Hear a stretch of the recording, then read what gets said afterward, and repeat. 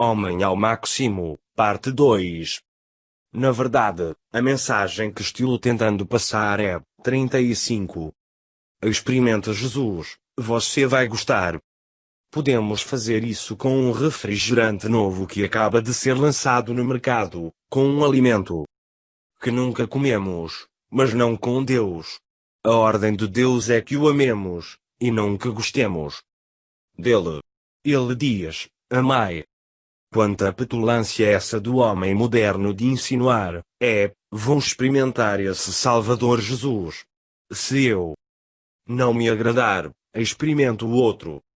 Ou então dizer: vou-me casar. Se não der certo, parto para outra. Como se a gente pudesse experimentar Deus, ou o casamento, do mesmo jeito que se experimenta uma roupa nova. Que insolência! Que atitude repulsiva! Quem essa gente pensa que Deus é?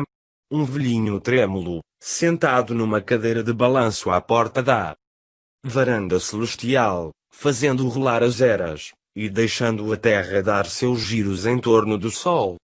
Foi Deus quem criou tudo isso, inclusive eu e você. E é Ele que sustenta tudo com sua presença atuante. Deus é todo-poderoso, sabe tudo e vê tudo. Ele não está sugerindo que lhe obedeçamos, não. Ele o ordena. Ordena. Como é que o Espírito Santo age?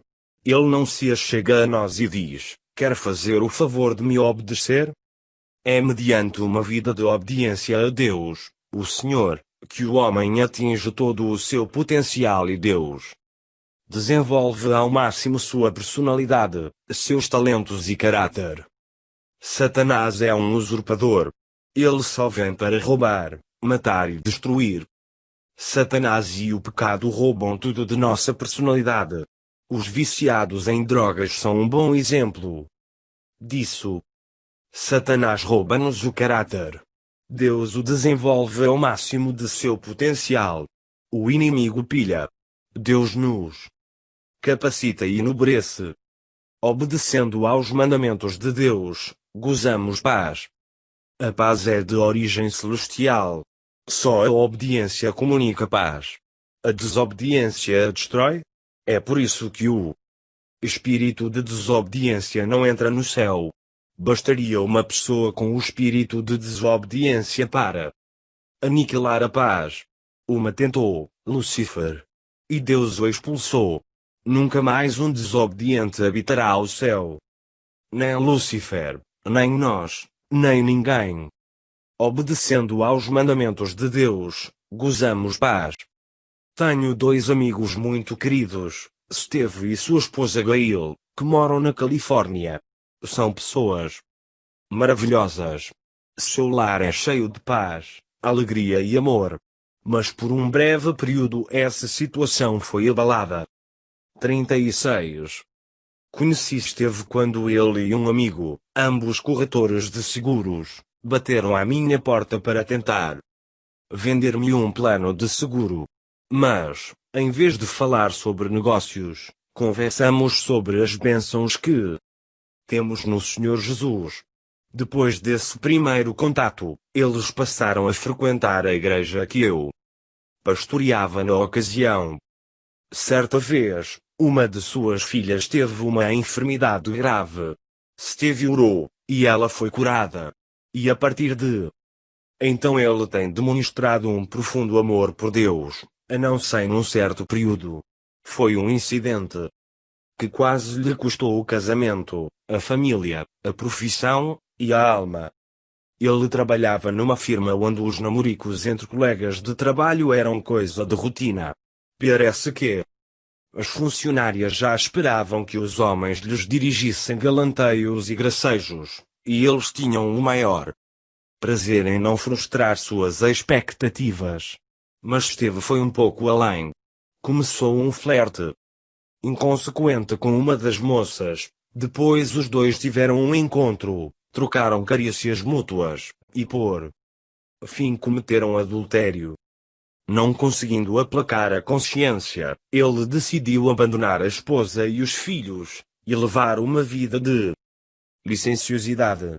Mudou-se para um apartamento, e a pessoa com quem se envolvera foi morar com ele.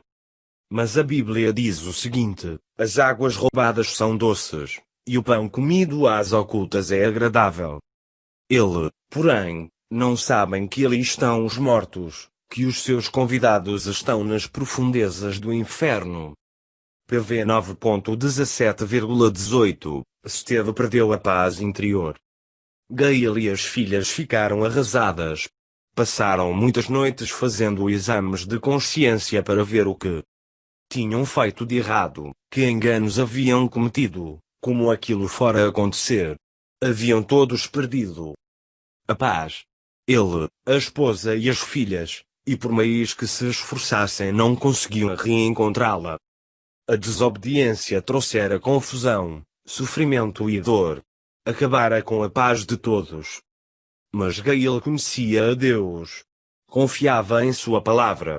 Tinha uma fé inabalável, persistente. Então, durante essa fase de lutas, ela passou muitas horas em oração, e buscou aconselhamento pastoral. Leu muito a palavra de Deus para encontrar nela não apenas a promessa de restauração de Steve, mas também as mudanças a que ela própria teria de submeter-se para poder amar, perdoar e chegar à reconciliação. Era uma verdadeira mulher. Afinal, um dia, Steve foi preso por estar dirigindo alcoolizado. Na cadeia, ele caiu em si, como o filho pródigo da parábola narrada por Jesus. Com profundo arrependimento e sincera tristeza pelo seu pecado, na cela, ele clamou a Deus de todo o coração. 37. E o Senhor ouviu seu clamor e lhe perdoou. Assim que foi solto, Steve procurou a esposa para lhe pedir perdão e voltar ao seu lar e à sua própria cama. O processo de reconciliação não foi fácil para nenhum deles. Tiveram de orar muito e conversar longamente sobre o pecado dele e os ciúmes dela. Mas conseguiram. E, afinal, sua casa voltou a gozar a paz de Deus. Hoje esse casal vive como se nada tivesse acontecido. Por isso mesmo usei nomes fictícios ao narrar essa história. Ainda os visito, porque os amo, e tenho prazer na companhia deles. E é impressionante o número de casais que eles têm ajudado, inspirado, e levado à reconciliação. Deus ordena que confessemos. Confessar para que seja removido de nós o pecado, e para que sejamos revestidos da justiça. Arrepender do pecado e ter fé em Deus são os dois pratos de uma mesma balança. Um pecado não confessado não pode ser perdoado. O pecado só sai de nossa vida pelos lábios. Quem afirmou isso foi meu amigo Campbell Capolina, e nunca mais me esqueci dessa verdade. Quando falamos aos homens centímetros seminários, é muito importante dizer às pessoas que não basta receber o perdão, é preciso também ser purificado. Se confessarmos os nossos pecados, Ele é fiel e justo para nos perdoar os pecados e nos purificar de toda injustiça. 1 João 1.9 Muitas vezes tenho visto homens arrependerem-se de seus pecados e receberem o perdão. E saem da reunião felizes com sua condição espiritual. Mas depois de algum tempo, repetem o mesmo pecado e voltam a buscar o mesmo perdão. Deus opera da seguinte maneira. Primeiro Ele nos perdoa e depois nos purifica para que sejamos libertos do pecado, e não continuemos a praticá-lo. As pessoas estão procurando a verdade, estão desejosas de realidade. Ao dar aconselhamento, precisamos ter a preocupação de expor sempre a verdade, e assim evitaremos uma atmosfera falsa. Contudo, não basta dizer a verdade. Temos de falar a verdade em amor. Conheço muita gente que diz as coisas com toda a franqueza, acreditando estar agindo corretamente. Depois, no entanto, na tentativa de dar a impressão de que são muito espirituais, acrescentam, sou da opinião de que ter-nos de dizer a verdade custe o que custar. Por isso sempre digo o que penso. Por vezes tenho vontade de indagar, e quem está interessado em saber? 38. Em geral, esse tipo de pessoa pode até estar dizendo a verdade, mas raramente a diz em amor. Por outro lado, há aqueles que têm medo de dizer a verdade. Receiam magoar os outros ou perder a amizade de alguém. Ainda não entenderam que a única maneira de demonstrarmos o verdadeiro amor e falar a verdade em amor. Chamo esse desamor de afeição exagerada. Vejamos um exemplo. Suponhamos que estou pregando, e bem no meio do sermão alguém me entrega um bilhete dizendo que naquele momento está ocorrendo um incêndio na casa de certo irmão. Que devo fazer? Aquela pessoa corre o risco de perder tudo o que tem. Mas se eu lhe der o aviso, ele irá ficar transtornado e talvez até bastante nervoso. A notícia pode deixá-lo muito contrariado. E como não quero que fique transtornado, nervoso e contrariado, não digo nada. Mais tarde, após o culto, aquele cristão vem-me procurar muito agitado. Pastor, minha casa incendiou-se toda. Respondo. Eu já sabia. Ele me fita de olhos arregalados. Sabia? Sabia, repito. Lembra-se daquele bilhete que me entregaram quando estava pregando? Pois é, era para avisar que sua casa estava pegando fogo. E porque o senhor não disse nada? Não disse, replico, porque sabia que o irmão iria ficar transtornado. É um contrassenso. E no entanto estamos fazendo isso a toda hora. Há mães que desejam o melhor para os filhos, mas acabam estragando-os com proteção exagerada. As mães de atores e modelos mirins são assim. Algumas sogras, na tentativa de ajudar os filhos, também podem prejudicar o casamento deles com esse tipo de afeição. Os pastores amam sua igreja, mas alguns assumem uma atitude de superproteção. Supervisionam tudo que acontece, exercem uma vigilância excessiva e acabam destruindo a comunidade. Que insensatez! Muitas pessoas estão sem ouvir a palavra de Deus, porque receamos falar-lhes sobre pecado e inferno. Isso pode deixá-las transtornadas, incomodadas. Nunca esqueço a ocasião em que enxerguei esse fato com grande clareza. O fato ocorreu numa localidade da Baía do Texas. O pastor da igreja onde eu estava pregando levou-me para visitar uma senhora que tinha câncer em fase terminal. O marido dela, capitão de um navio fluvial, era um homem grandalhão, com um porte físico que impunha respeito. Ele havia tirado licença de seu trabalho, fizera um empréstimo bancário, para 39. Passar o tempo todo junto da esposa, cuidando dela com muita ternura, amor e compaixão. Ficava dia e noite ao seu lado, tão grande era o amor que sentia pela doente. O pastor pedira que eu fosse visitá-la em sua companhia, na esperança de que pudéssemos conversar com a mulher acerca do estado de sua alma e de seu relacionamento com Deus. Alguns anos antes ela frequentara a igreja, onde atuara ativamente. Mas, devido a um mal-entendido, que a deixara bem magoada, ela abandonou a igreja, abrigando uma profunda amargura no coração, e nunca mais fora aos cultos. A preocupação do pastor era que ela tivesse uma oportunidade de confessar a Jesus Cristo, e se assegurasse de que passaria a eternidade na presença de Deus, no caso de vir a falecer. Quando chegamos, ela estava sentada na sala, numa cadeira de rodas. Achava-se muito enfraquecida, bem magra e mal cheirosa. Mas procurou receber-nos bem e conversar. Apesar de sua condição, bastaram alguns minutos para eu perceber que ela parecia desejosa de que falássemos de Jesus. Tinha o espírito faminto.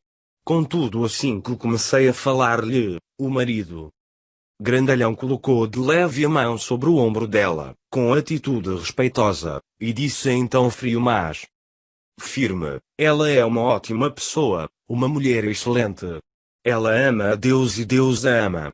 Já fez muito por aquela igreja, e ninguém melhor do que Deus sabe tudo o que ela já fez.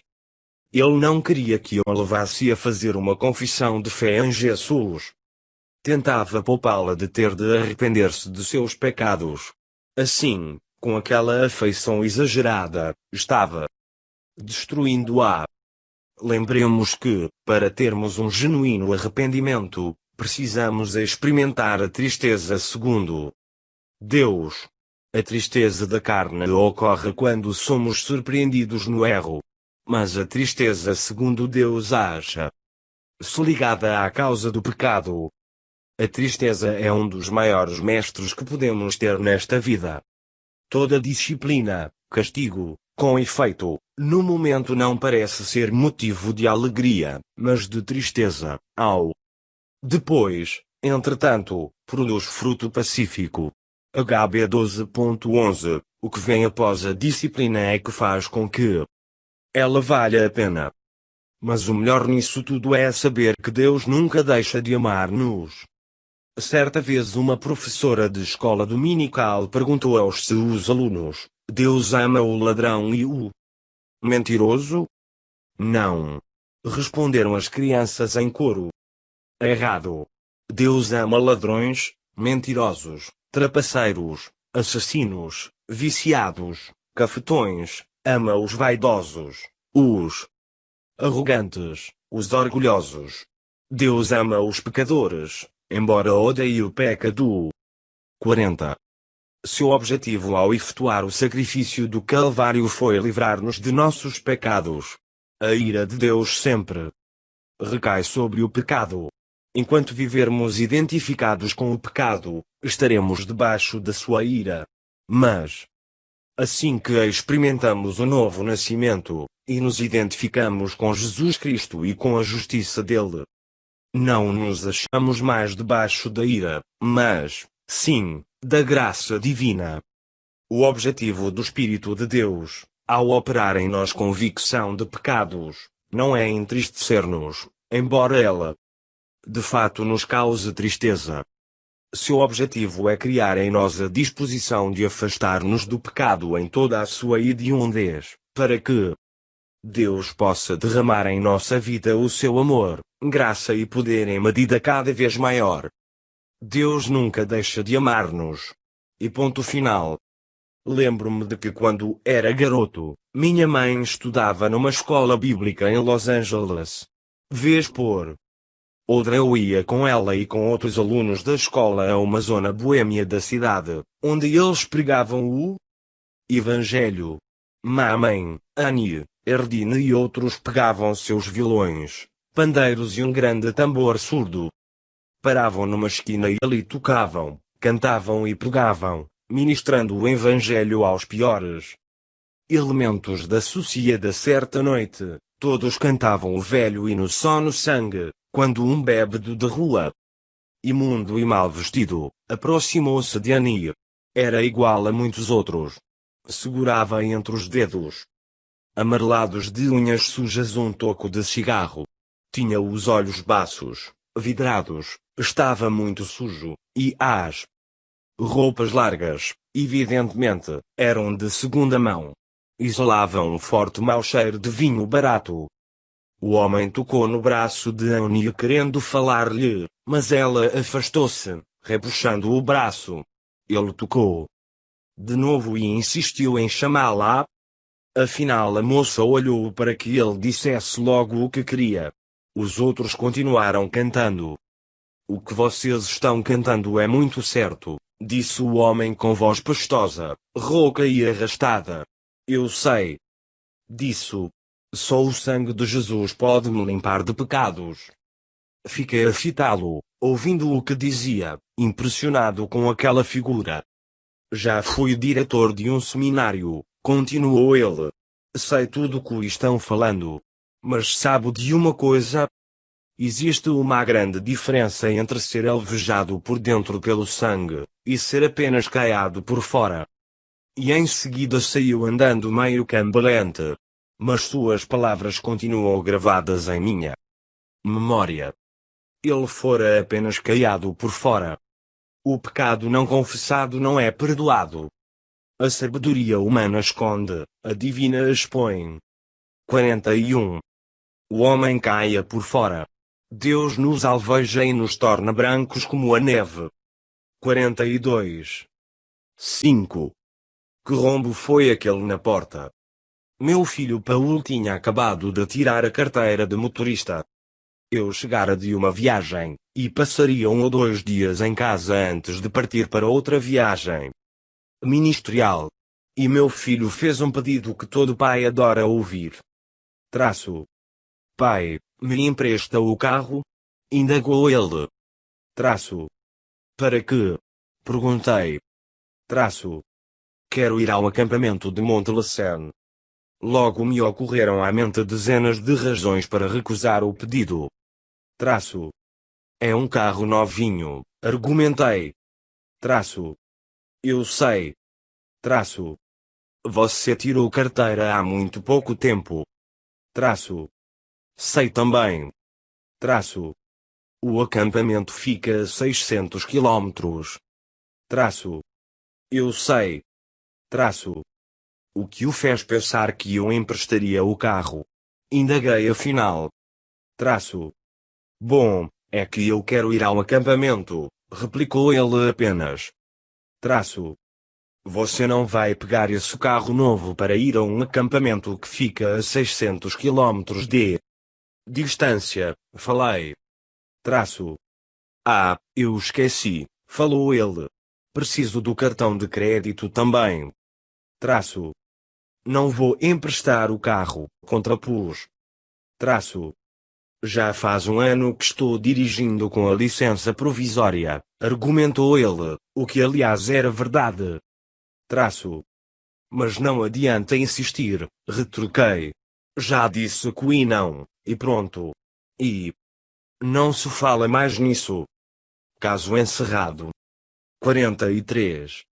Paulo virou-se e, sentindo-se frustrado e irado, bateu o pé com força.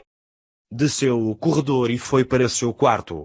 Pegou a maçaneta da porta para abri-la, mas não a girou até o fim, e por isso a porta não cedeu.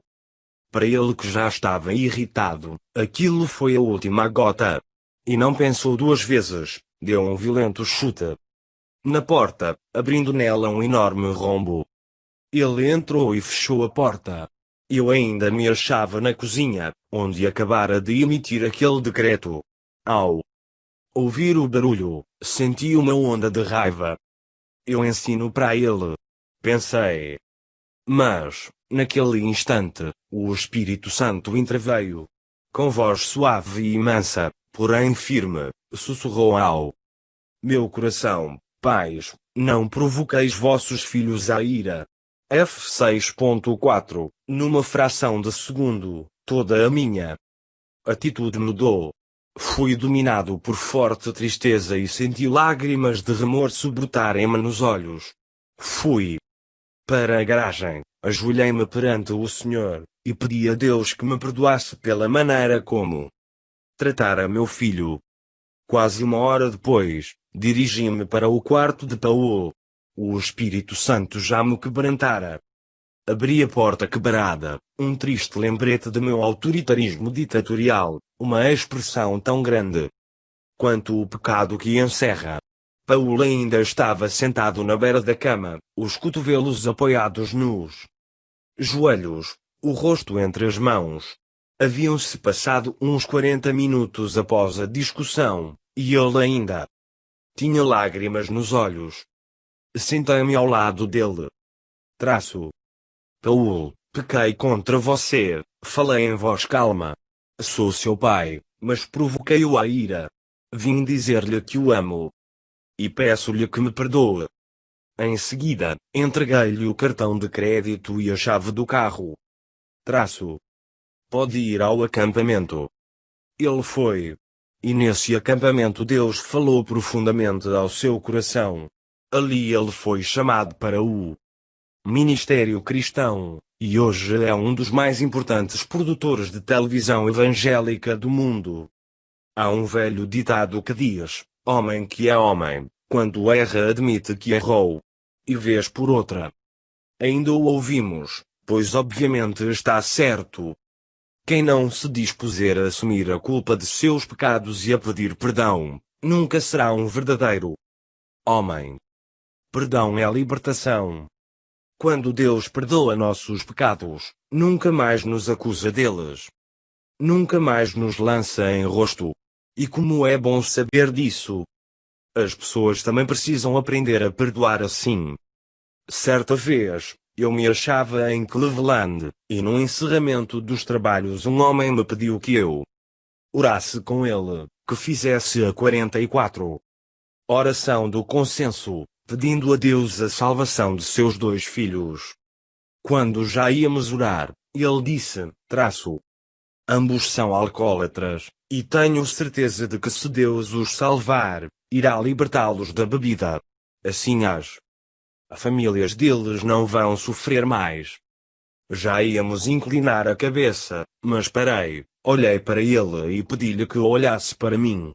Ele continuou cabisbaixo.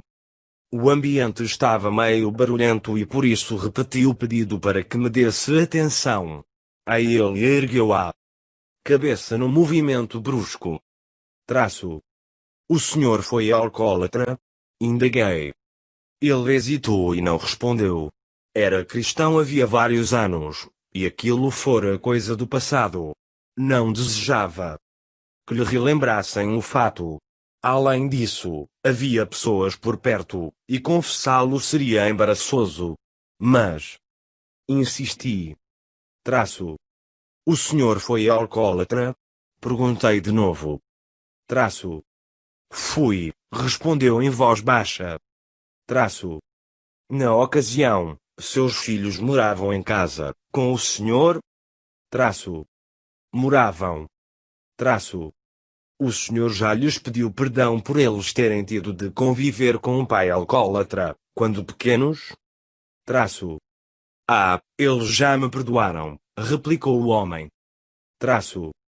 A questão não é essa, retruquei.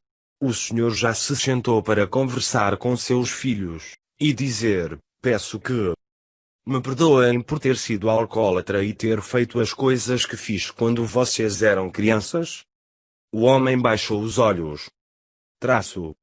Não, respondeu. Estou disposto a orar com o senhor e concordar em pedir a Deus a salvação de seus filhos, mas só com uma condição. Qual? Que o senhor os procure e peça-lhes que perdoem seu alcoolismo, respondi e continuei a fitá-lo atentamente, esperando sua resposta. Ele me olhou também e aceitou minha condição. Em seguida oramos. Quando perdoamos a alguém um pecado cometido contra nós, o liberamos daquele erro. Mas se não perdoarmos o pecado, ele ficará retido. Isso é um princípio do reino de Deus? Os filhos daquele homem detestavam seu vício. E nunca lhe haviam perdoado. E como não lhe perdoaram, retiveram o pecado do pai, tornaram-se iguais a ele naquilo que detestavam. O ódio amarra o pecado a nós. Aqueles homens achavam-se amarrados ao pecado do pai. Alguns anos atrás, preguei numa igreja presbiteriana em Washington, D.C., e após o culto uma senhora veio falar comigo. Seus olhos estavam molhados de lágrimas, mas lágrimas de gratidão. Quero agradecer-lhe por sua mensagem, disse chorando. 45. E me relatou sua história. O marido pertencia aos altos escalões do governo do presidente Jimmy Carter. E era muito estimado pelos seus colegas. Tanto ele como ela eram pessoas cultas, refinadas, muito educadas e sofisticadas. Sempre me relacionei bem com todo mundo, continuou a dizer aquela senhora, e sempre cultivei uma ótima autoimagem. Mas há cerca de um ano, comecei a ter problemas com minhas 2 filhas. Não Entendi a razão disso, e passei a questionar minha eficiência como mãe e até como esposa. Na busca de soluções, ela passara a orar e a ler a palavra de Deus. Nessa procura, ela viera a conhecer o Senhor Jesus Cristo como seu Salvador pessoal, e pouco depois seu marido tivera a mesma experiência. 15 dias atrás, prosseguiu ela, de repente me dei conta de que estava cometendo com minhas filhas os mesmos erros que minha mãe cometera comigo. E minhas filhas estavam reagindo comigo da mesma forma como eu agira com minha mãe. Sentia raiva de mim mesma pelo erro, mas não sabia o que fazer para corrigi-lo. Só hoje foi que entendi. O culto daquela noite fora decisivo para ela. Hoje, pela primeira vez, perdoei a minha mãe pelo que ela me fez. E assim tirei esse problema de minha vida. Mas tenho certeza de que nunca conseguiria fazer nada por mim mesma. Precisava do auxílio do Espírito Santo. Agora, concluiu ela, não vejo a hora de chegar em casa para falar com minhas filhas. Estou liberta do passado e não vou mais repetir aquele erro. Ela tivera de perdoar o erro de sua mãe para que ela própria se libertasse dele. Aliás, não faz muito tempo, estive numa igreja onde descobri que o mesmo princípio se aplica a igrejas. Alguns anos antes, a congregação tinha tido fortes atritos com o pastor, que saiu dali deixando muita gente magoada e cheia de amargura. Quando preguei nessa igreja, já havia passado por lá uma série de pastores. Todos chegavam com grandes esperanças e um sincero desejo de acertar. Entretanto, todos acabavam tendo problemas com o grupo e saíam. A igreja experimentava sucessivos fracassos com pastores, simplesmente porque não havia ainda perdoado aquele primeiro pastor de anos atrás. Quando não perdoamos alguém um pecado cometido contra nós, carregamos conosco aquele erro. E assim acabamos repetindo com outros a mesma falha. Em Charlotte, no estado de Carolina do Norte, havia um homem cujo sócio fugira com o dinheiro da firma, deixando-o com as dívidas. Ao invés de perdoar ao sócio, esse homem deixou-se dominar pelo rancor. E, por isso continuou a ter problemas nos negócios. O problema só foi 46 solucionado depois que ele se dispôs a perdoar ao primeiro sócio. Hoje ele goza de um sucesso econômico nunca experimentado antes. Outra pessoa que teve uma experiência semelhante quando me ouviu falar do princípio do perdão foi um cientista que reside na Califórnia. Fazia já 20 anos que seu pai tinha falecido, e nos últimos 15 anos de vida dele os dois não haviam trocado uma palavra. Portanto, havia 35 anos que ele guardava aquele rancor. O problema era que, fazia 2 anos, ele estava sem conversar com a filha. Ela até se mudara para o Havaí para afastar-se dele. Naquela noite, ele se deu conta de que vinha cometendo com a filha o mesmo erro que o pai cometera com ele. E também sofria as consequências. O que deveria fazer? O pai já estava morto havia muito tempo. Era preciso que ele perdoasse ao pai, apesar de já terem se passado tantos anos. Oramos, e aquele homem recebeu a libertação de que precisava. Naquela mesma noite, após o culto, ele escreveu à filha uma longa carta. Nela, pedia-lhe perdão e revelava-lhe alguns fatos que a moça desconhecia. Pouco tempo depois revi esse senhor. Contou-me que eles haviam se reconciliado e ele estava planejando viajar ao Havaí para ver a filha e os netos. Muito pai acha que se reconhecer diante de um filho que errou para com ele e pecou contra ele, e se lhe pedir perdão, estará dando parte de fraco. Não é verdade. Na realidade, está demonstrando que é homem de verdade.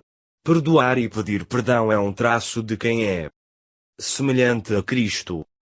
Já está comprovado que a maioria das pessoas que maltratam os filhos também foi maltratada em criança. Mas o fato é que muitos assistentes sociais, orientadores pedagógicos e policiais desconhecem o princípio do perdão, ensinado por Jesus, e que é de importância vital para a vida humana. O pecado não é hereditário. O problema é que, não perdoando as ofensas sofridas, e retendo o pecado, os homens vão transmitindo-o de pai para filho, de mãe para filha, de uma geração à outra. Lendo a história da Igreja, notamos que todos os avivamentos de que temos notícia proporcionaram às gerações que os experimentaram uma grande libertação. Nossa geração precisa de libertação. Você precisa de libertação. Você está retendo perdão para com seus pais, sócios ou amigos? Está vendo seus erros repetirem-se em seus filhos? E um círculo vicioso que só pode ser rompido pelo perdão. Henri Chapin, um primoroso contista e compositor, já falecido, escreveu a letra de uma música que expressa uma verdade contundente. 47. Chama-se Cats in the Cradle, o gato está no berço, e fala de um círculo vicioso que todos vivemos hoje em dia, e que precisamos romper. À questão de dias o bebê chegou. Como todos os outros no mundo entrou. Mas tenho contas a pagar, aviões para pegar. E quando eu estava fora, ele aprendeu a andar. Antes que eu percebesse, já começara a falar. Foi crescendo, crescendo, e disse, papai, vou ser igual a você, sabe, igualzinho a você. Quando é que você volta, papai? Não sei, mas não demoro, não. E aí a gente vai se divertir a valer. Agora já me aposentei, e meu filho foi embora. Liguei para ele outro dia para dizer, gostaria de vê-lo, uma hora dessas. Se tivesse tempo, papai, como eu gostaria. Mas esse meu novo emprego me toma muito tempo. E as crianças estão gripadas. Mas como foi bom o senhor ter ligado. Realmente, foi muito bom. E quando desliguei me dei conta de um fato, meu filho saiu a mim. Meu filho é igualzinho a mim. 48. 6. Afetuoso, mas enérgico também o programa Clube 700 convidou-me para uma entrevista, e fiquei feliz de aceitar o convite. Alguns anos antes, eu estivera ligado ao programa como uma espécie de conselheiro do grupo. Então essa participação seria como uma visita a um velho lar, onde reveria abraçaria amigos. No dia em que compareci ao programa, os apresentadores regulares, Pat Robertson e Ben Kinslow, haviam tirado uma semana de folga, e foram substituídos por um casal. Antes de se converter, esse casal tinha levado uma vida mundana. Mas, quando receberam a Jesus Cristo, dedicaram-se totalmente a Ele. Isso revolucionou toda a sua existência. Hoje trabalham incansável e entusiasticamente pela causa do Senhor. Sinto grande admiração pelos dois. Naquele dia, porém, tivemos uma discussão séria, ainda que amistosa. E ela se deu num programa ao vivo, perante milhões de telespectadores. O produtor executivo do programa me convidara para falar sobre o Ministério para Homens. Durante a entrevista, mencionei o princípio do equilíbrio que é o segredo de ido. E como o equilíbrio é o segredo de tudo, falei, os homens precisam aprender que é possível sermos afetuosos e durões ao mesmo tempo. A apresentadora piscou e franziu a testa. Neil gostou da palavra que empreguei, e teve uma reação imediata.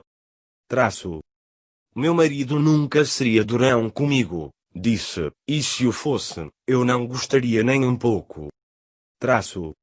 Entretanto, contrapus com o máximo de diplomacia, o homem tem de ser o chefe da casa, e nessa condição às vezes ele precisa ser enérgico.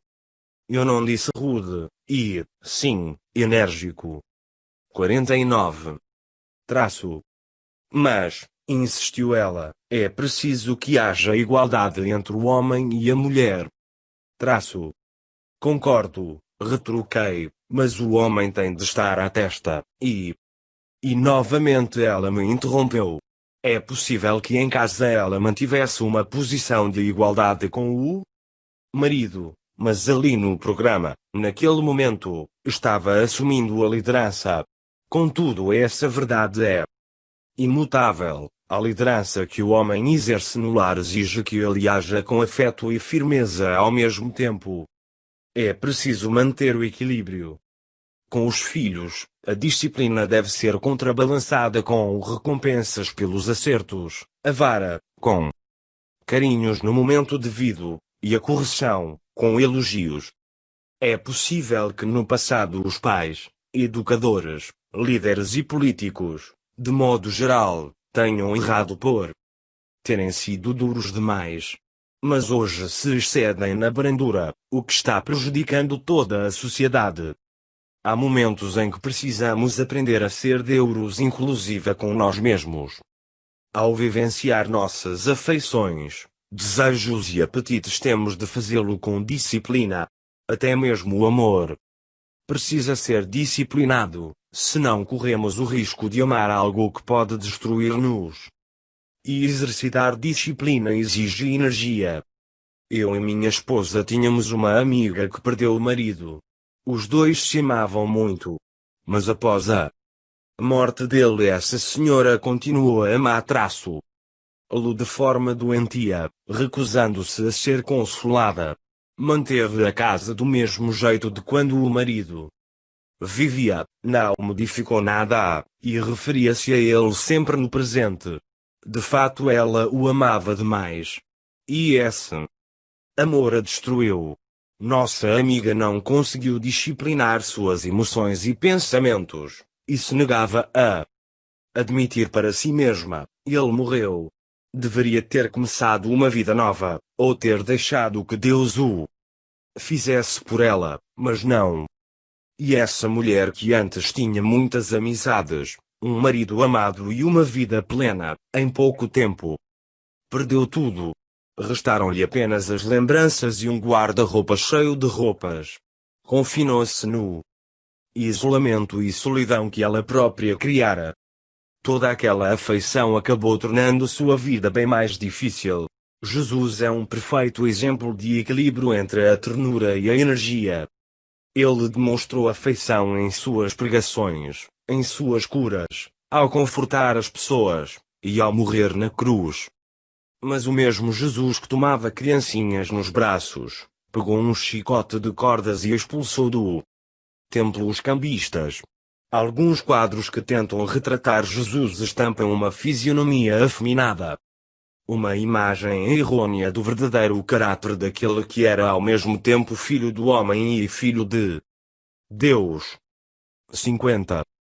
Ele foi um homem de liderança firme e destemida, que derrotou Satanás, expulsou demónios, deu ordens à natureza e censurou os hipócritas. Era detentor de um caráter nobre, com todas as virtudes possíveis. Um caráter que o mesmo Espírito Santo que habitou nele pode recriar em nós. Deus deseja reproduzir esse caráter masculino em todos os homens. Que tipo de caráter? Um caráter semelhante ao de Cristo. Semelhança a Cristo é sinônimo de hombridade. E é sinônimo também de ser mulher em todo o potencial. Quando a vida de Jesus se manifesta em uma pessoa, ela atinge o máximo de seu potencial. Sua personalidade e caráter se desenvolvem em plenitude.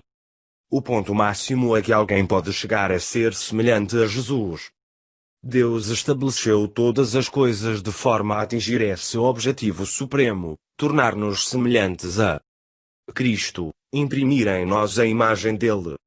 E já que para sermos semelhantes a Cristo precisamos possuir certa medida de firmeza, temos de ser enérgicos para nos tornarmos homens de fato. Aprendi o que significa verdadeira hombridade com o Dr. C.E. Briton, um príncipe dos pregadores. Na infância, ele sofrerá uma lesão na espinha, e, em consequência, tinha menos de 1,5 metros de altura. Entretanto, a despeito de sua baixa estatura, o Dr. Britton era um grande homem, que pastoreou a igreja Bethany Church, de Alhambra, Califórnia, por mais de 40 anos. Foi um dos homens mais notáveis que conheci. Sofria dores constantes, mas isso não o impediu de, com dedicação, discipular outros que também se tornaram extraordinários homens de Deus. Estes igualmente tiveram ministérios gloriosos, inclusive de alcance internacional. Certo domingo ele pregou sobre Lucas 13. Disse que assim como um agricultor espera achar figos numa figueira, assim também Deus espera que nossa vida dê fruto. Ele opera continuamente em nosso interior, visando a produção de frutos visíveis. E como pertencemos a Deus, Ele tem todo o direito de esperar que nós, homens, produzamos fruto. Esse fruto é a hombridade. Tudo o que Deus planta tem de dar fruto, pois é com essa expectativa que Ele o planta. A laranjeira produz laranjas. A parreira produz uvas. A figueira produz figos. Ninguém colhe limão de uma parreira, nem figos de uma laranjeira. Homens, Deus criou-nos como homens e colocou dentro de nós o seu espírito. Agora espera colher em nossa vida este fruto, hombridade. O que acontecerá se não deixarmos que tal caráter seja produzido em nós? 51. Em Lucas 13, Jesus diz aos discípulos que, se depois de algum tempo a árvore não der fruto, ela será cortada. Em João 15.2, ele faz basicamente a mesma afirmação: se um galho não der fruto, pode-o. Esse mesmo princípio aplica-se a nós. Deus coloca à nossa disposição, por intermédio de Jesus, os elementos nutrientes da graça, do amor e da verdade. Quem rejeitar a salvação que Ele oferece será cortado por toda a eternidade. Estamos diante de uma escolha: ou damos frutos ou seremos cortados. Esse princípio de reprodução aplica-se a todas as áreas da vida. Certo empresário achava-se à beira da falência, e contratou um amigo meu para fazer uma auditoria da empresa e ver o que deveria ser corrigido para reverter o curso da situação. Após o exame, esse analista apresentou um relatório que, tenho certeza, aquele empresário não esperava. O problema era causado por sua parentela. Ele empregara na firma alguns parentes, mas eles não trabalhavam como deviam. Estavam acabando com o negócio dele. Mas como a questão era muito delicada, ele não poderia chamar a atenção dessas pessoas, nem despedi-las. E a empresa acabou indo à falência. E no entanto ele podia ter aquele negócio até hoje.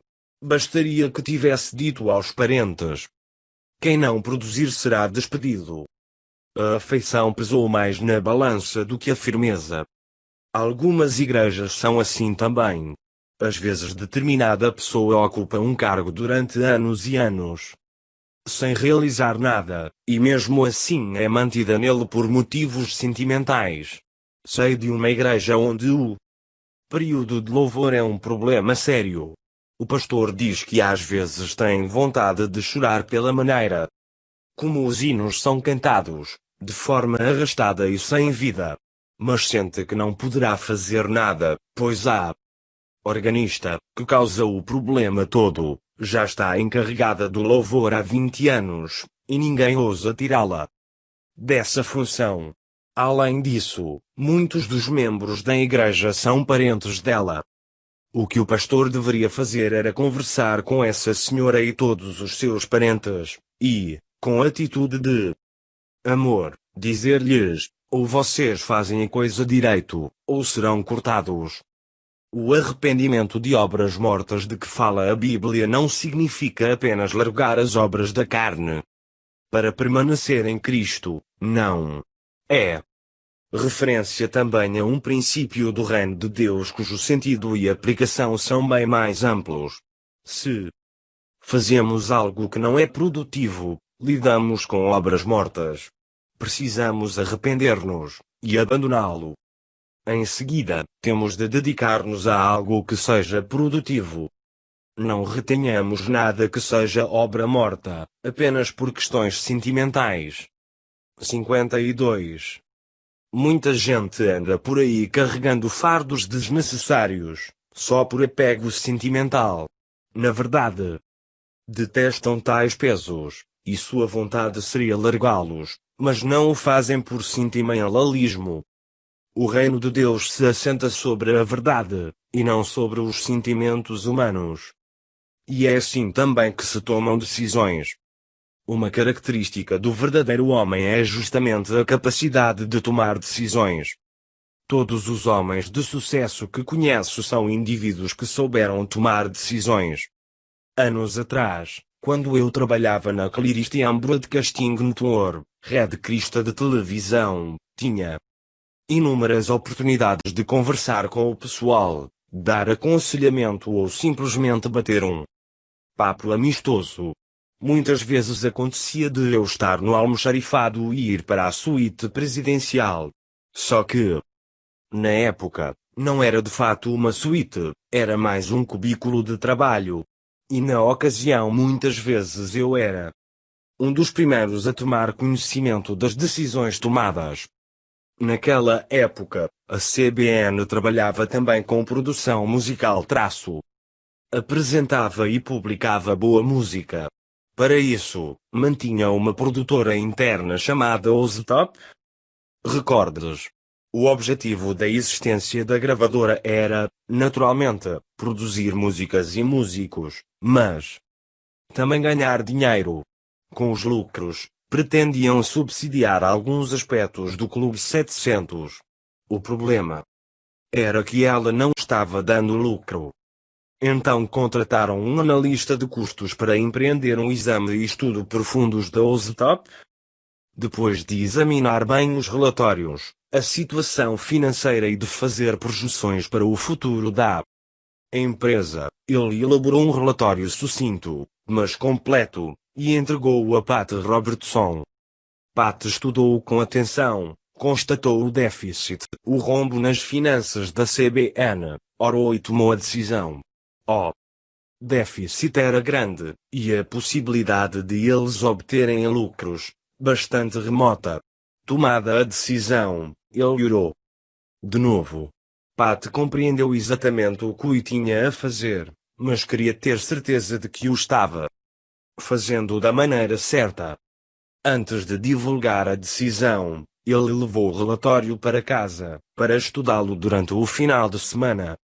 Na segunda-feira pela manhã, sem a menor hesitação, Pat Robertson preparou um memorandum com os seguintes clichês: a partir desta data não existe mais a OZTOP Records. Uma decisão desse tipo é sempre seguida de um período de desconforto, com a despedida de funcionários, remanejamento de pessoal, etc. Mas pelo bem do ministério, ela linha de ser tomada.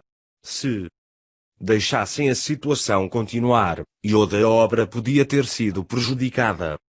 Jesus disse, o que não der fruto, corte-o. 53.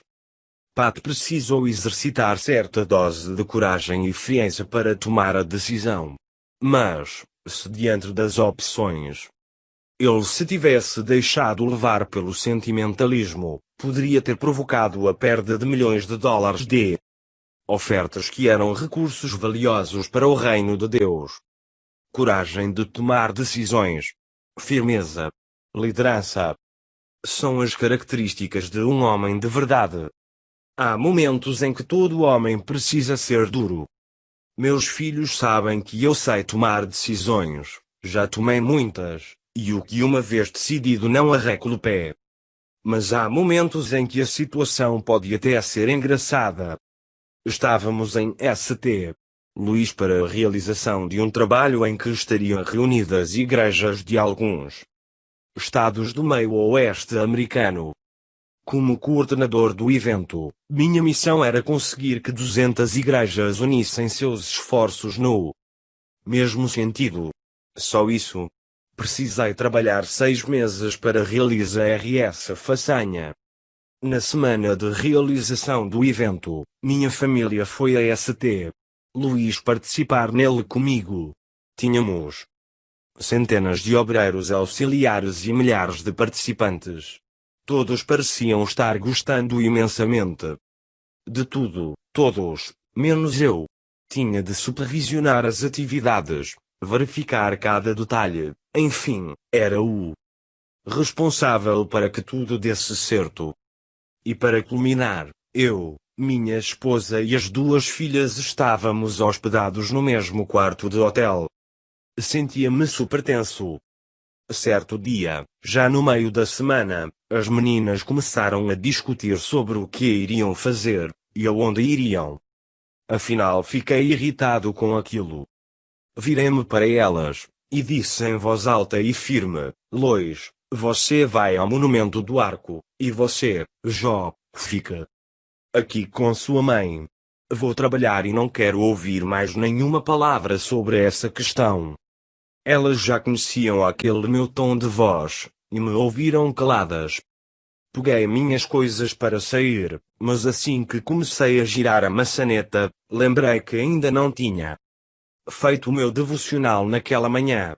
Voltei apressadamente, peguei a Bíblia, li alguns versículos e me ajoelhei ao pé da cama para dar bom dia para Deus. Depois de alguns instantes, percebi que alguém estava de pé, ao meu lado, e compreendi que não era precisamente o Senhor. Ergui a cabeça devagar. Era minha esposa que tinha na mão a escova de cabelo e me olhava com expressão significativa. Calmamente contemplava minha figura ajoelhada ao pé da cama. E em tom suave indagou: Você está pedindo ou ordenando? Em seguida virou-se e foi saindo silenciosa. Eu e as meninas caímos na gargalhada, e a tensão se dissipou. 54. As mulheres desejam que o marido tome decisões, mas não que o façam como um ditador, e, sim, como um líder. Existe uma enorme diferença entre uma situação e outra. O ditador toma decisões com base em suas preferências pessoais, objetivando satisfazer desejos egoístas. O líder toma decisões com base no que é melhor para seus liderados. As nações, as famílias, as mulheres e as crianças precisam de homens que saibam tomar decisões. Nem toda decisão é a mais acertada, mas não deixa de ser decisão. O próprio fato de não se tomar uma decisão já é uma decisão. Anos atrás, ouvi um amigo meu dizer que quem fica em cima do muro acaba caindo, e corre o risco de se machucar. É uma posição bastante perigosa. A indecisão cria instabilidade. Dizem as escrituras que o homem de ânimo dobre é inconstante em todos os seus caminhos. TG 1.8. Criar alternativas para uma decisão revela falta de confiança nela. Quando percebemos que uma decisão foi errada ou falha, o melhor a fazer é reconhecê-lo, arrepender-nos do erro, aprender com ele, e seguir em frente. Quem não se perdoa depois de Deus já havê-lo perdoado, está querendo ser melhor do que ele. Esquecer o passado de forma sábia é sinal de maturidade. Isso é essencial àqueles que desejam ser um verdadeiro homem. Por outro lado, não é justo exigir que nos perdoem quando vivemos incorrendo no mesmo erro. Mas, assim que nos perdoarem, precisamos esquecer o fato. Esquecer não significa apagá-lo da lembrança, significa nunca mais levantar a questão. É errado viver chorando sobre o leite derramado, cheio de remorsos, lamentando os erros do passado. Guardai os erros do passado em si já é um erro. Em seu livro The Battle is the Lord's, A Batalha é do Senhor, ou em Carr, o fundador da estação de TV evangélica de Chicago, relata como seu pai, homem de temperamento cético, reagiu quando o filho lhe disse que pretendia dedicar-se ao ministério cristão. Disse ele: se entrar nisso, não saia. E se for para sair, é melhor não entrar. Os homens precisam assumir plena responsabilidade por suas decisões. Aceitar plena responsabilidade é a maior prova de maturidade. E a maturidade é o aval do verdadeiro homem. De modo geral, pensa-se que a maturidade vem com a idade.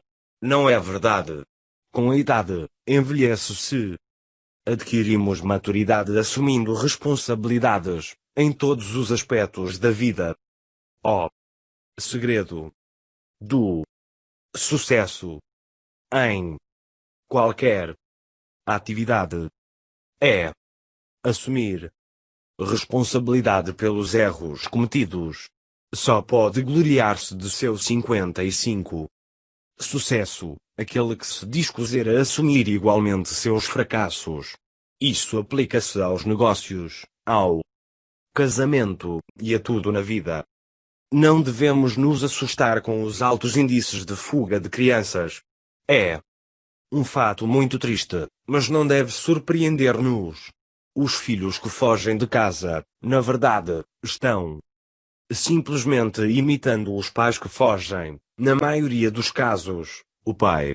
Quando eu fazia parte do comitê da criança e do adolescente, no estado da Califórnia, soube que havia nele 400.000 mulheres que criavam os filhos sozinhas, por abandono do marido. Esses 400.000 californianos não conseguiram ou não quiseram assumir sua responsabilidade de maridos e pais, e preferiram fugir. Portanto, não foram coerentes com os votos matrimoniais.